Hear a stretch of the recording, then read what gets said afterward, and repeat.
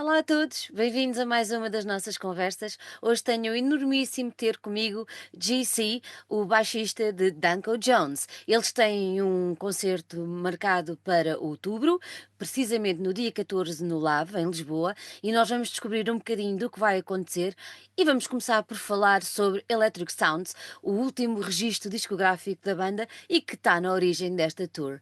Hello, GC. Thank you Allora, very obrigado, much. obrigado, obrigado. Sì. Thank you for Sono being here. italiano io, se comprendo un pochino Ah, portoghese. ah, E ah, falamos português, ma... podíamos falar em português, Obrigado. não? Porque... Thank you for being here. It's a very a great pleasure for me to have you in a little conversation about the band and about Electric Sounds, the record that you released this year. Um, Tell us a little bit more about this work, this record. It's thank you for having me. And yeah, Electric Sounds is one of our 11th full studio album release, and yeah, we're just really excited that we finally get to come back to Portugal. It's been since 2019, and after everything that's happened, so we're happy to be able to be playing music in front of people, and happy to be coming back to Portugal. And yeah, the latest release has seen us already touring all across many different countries, and the record and songs have had pretty good success in Germany and in several countries. In Germany, we had I think three number one songs with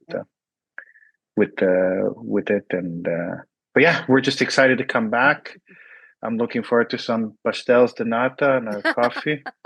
So I hope that's not the only thing I eat all day, but I'm definitely going to eat more than one. No, you have plenty of food to eat in Portugal because, I know, like I like know. in Italy, we like to eat, we like to It's drink. wonderful. It's wonderful. It's super wonderful. So I have to it. make I have to make you a question because Mm, some friends of mine ask me to do this question because they are mm. musicians and they are very curious. How do you characterize the band composition method? How can you characterize the way that you compose in the The band Danko way Jones? the way it's basically it's been almost 30 years that we've been making music together, especially me and Danko. So we have a really good dynamic, and I think the most important aspect of being able to continue to make new music is to always think is to always look at stuff that you do as not super precious. Like you can't go, this idea, guys, this is it. This is it. Usually if it works on the first try, that's the best. If you have to keep trying and trying and trying, it's not going to work.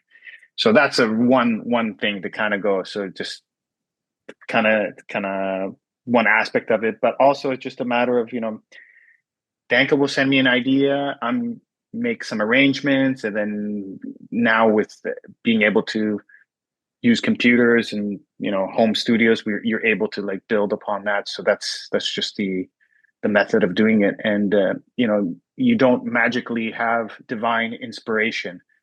You have to put in the work. If you don't put in the time and the work, then nothing's going to come out of it. So That's a good if that's a good advice. yeah, you just have to Not keep not working. not only in music. For everything, Yeah. everything that you do, it's not the like it's not the ultimate thing that you do. It's the hours that you spend in doing it that make it make that successful. And make it So precious. yes, definitely. And I think you this have to album. just keep Mm, working at stuff, keep and then working, it's keep not working, gonna the more time you put into it, the more satisfying it will be. So that's keep why working. I'm happy about the record, because I'm confident that I put enough time that I'm like, okay, I did everything that I could to make it, and that's that. When we listen to Electric Sounds, it sounds like a little more eclectic album. Take us to Hmm. different places. Do you agree? Like with what I'm saying? Yeah, I can see you can. There's some different like different feelings or Yeah. different vibes for the song, but it's also because we have pretty eclectic music tastes, so there'll be something that maybe reminds you more of Thin Lizzy, something of AC/DC, something like Kiss, something like, I don't know, like Bad Brains or something more punk rock. At the end of the day, it's kind of what we've been doing for so many years that we just take stuff we like and we funnel it into to our music. It's it's nothing new or we're inventing something new. We know that. We know what we're doing, and you always have to pay respect and homage to everybody that's come before you at what you're doing, at what we're doing. So You also have a few guests in this record. Can you talk a little bit yeah, about yeah. them? There's our good friend Damien Abraham of the band Fucked Up sings on a bunch of tracks, and I love his voice and I love his band. One of my favorite bands that is around in Toronto. Then Daniel Decay is playing guitar on a couple of tracks, and he's great. He plays in a band called Exciter, and he's all around great guy, great guitarist. And then Tyler from Bare Naked Ladies showed up and sang on one of the tracks, and it's kind of nice of him to spare his time and do that. So we what a combination of people from Fucked Up to the Bare Naked Ladies on our record.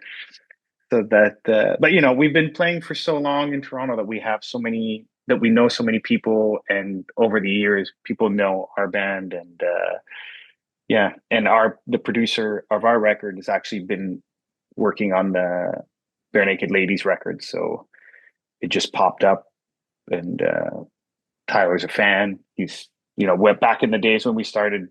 The guys actually even came out to a couple of our shows, so we've known them for many years. So The band was created in 1996.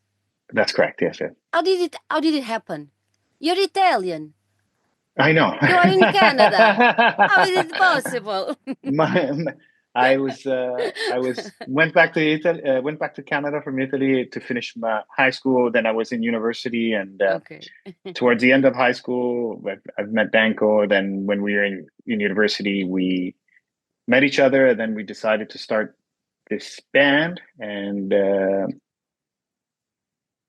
we were stubborn enough to not quit and to keep going. I think it's we both are a bit hard headed, and determined to what we're doing. And when people told us that, oh, maybe you guys should do this, should do that, we're like, no, we just stuck to what we do, and we stuck to our guns. And here we are years later, having been able to go on the road with bands that we looked up to, who we were fans of, who became who we got to meet, and who we've become peers with. So for me, that's a great, it's definitely a great satisfaction, and it's something that you can't equate into like a monetary wealth. It just makes you, it's something that's just, yeah, it's very hard. And like back to, it's a lot of hard work, and that's what the time and dedication. That's what you need You are to put together in. more than a lot of marriages. Yes, yes, yes, yes. I think I was thinking about maybe I could start giving advice for the married people, but I don't think I'd be good at it. You Because would. there's always somebody who doesn't want to work. Yeah, exactly. That's the See? point. What is And we end it there. We can't talk no, about no, no, we don't talk it. anything more about that. After all these years together and with the band, you maintain a very rock and roll attitude. Do you think that is the trademark of Danko Jones, the band? I think more in the music, Mm. not in how we are, because I think that's the attitude is more of like what people think it is, but they don't realize it's like I got home yesterday, it was 3 hours sleep, and then I still was working, doing stuff. Like you have to keep it's not like it was years ago where people think, oh, you're gonna go party and drink it. No, you have to work. Like especially for us, because we've never had big success. We've always had to work really hard for what we get. And if you're only as good as the last concert you play, so if you have to always keep making sure that you play well, that you're professional, that you interact with people a certain way, because things are going to come back. It's good to see, like, after many years, bump into people that we've known So we started the band, and everyone's like, "Oh, you guys, okay." So, I'd rather have that sort of respect of being the people that are put in the work than be Hmm. the person that, oh, we just started the band, we got all this money, and like, they're the ones that are gonna it's gonna crash for them after, and they Yeah. don't know. Yeah. Yeah, yeah. You Mm. almost answered my next question, because Mm. I was thinking, because you release so regularly. Mhm. I have to ask you, how do you keep the high quality that you have in all Mhm. the records? Hard work, I suppose, but there's something more. It's just, yeah, a lot of just loving what you do. Really, that's what it is. It's like you love what you do, and like, at the end of the day, we know it's just a lot of hard work, and if we can keep it fun, and there's still a love for music. I think that's the key. It's like for all of us, we always listen to different types of music and always loved music. So when you kind of, and it's not just the 14 seconds like Hmm. the music's consumed today. It's, I grew up listening to records, and I'm still am excited when I listen to records or songs. So I think that's the first and most important thing. And then, when you're able to tour and you're able to play in front of people and you have that sort of interaction with them, it's something that becomes addictive, and it also becomes rewarding in itself to do that. So it's a driving force behind Hmm. everything. In your opinion, what makes a great song? A great song has to have a great melody. That's it. There's nothing to it. When you strip it down, it has to have a great melody. And for the 2.5 to 3.5 minutes that you listen to it, it just has to move you somehow. And it's somewhat hard to come up with something that's simple and fun. And but if you think about the great songs that you like, you always know which ones are memorable, and the ones that make you think about the song "Happy Birthday." It always puts a smile on your face, and you always think of positive things. Like, Exactly. or like the That's a Christmas that, song. that's a good example. Happy birthday. I never thought about that. Yeah. That's a good song. Why did you choose the bass? Why didn't you go to drum or guitar? Nah, I mean, I just had the bass when I was younger. It was there, and then that's it. Yeah, now it's all over the house here, so it's good. You said on the beginning of our conversation that you are coming back to Portugal. Mhm. What is the best memory or the craziest memory you have from our country, from the concert you Um, gave here? we've been coming to Portugal for many years, and Yeah. we've years ago. I think it was 16 or maybe 20 years ago. We played the Paredes de Cora, the Mm-hmm. festival. Paredes de Cora, yeah. Paredes de Cora, and then we met a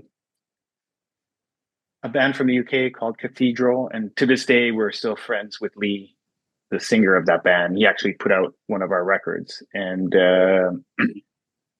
that was fun because it was the year after that the Slipknot had played there, and then the rocks were thrown at the other Canadian band, our friends, and I was like, "Ooh!" But we were like, "Yeah, nobody knows us. No worries. There's not going to be. We have no problem." So, and it was a good concert for us. And the last time we were there was in 2019 Mm. at the was it Colosseo de Coliseu, Creos? Coliseo. And that was really beautiful because we played yeah. with Volbeat there, and that's a really nice part of Lisbon and stuff there. It's funny. I had a teacher in Toronto who was from Rui Alfonso. He was from Portugal, and he always he made mention of one thing to me. And every time I go to Lisbon, I notice it. He goes, "Yeah, do you know there's certain colors in Portugal that you'll never see anywhere else because certain parts of the cities below sea level." And I'm like, "Oh, okay." So I noticed that there from the Colosseo that Yeah. because it was certain parts were sorry, very random thing, but But yeah, I'm very happy to see and to hear that you really like Lisbon, and that's very yeah, nice. It's a yeah. great Yeah. city. It's a great city. Oh, it's a really, really beautiful city. So I, love to come back there. I have some a really good friend, a close family that lives in near Faro, so I'm thinking Near to Faro. go. You go to the Yeah, yeah, beach. yeah. He wanted to move somewhere warm, so he's there. So I'm definitely gonna be coming there at some point in the near future.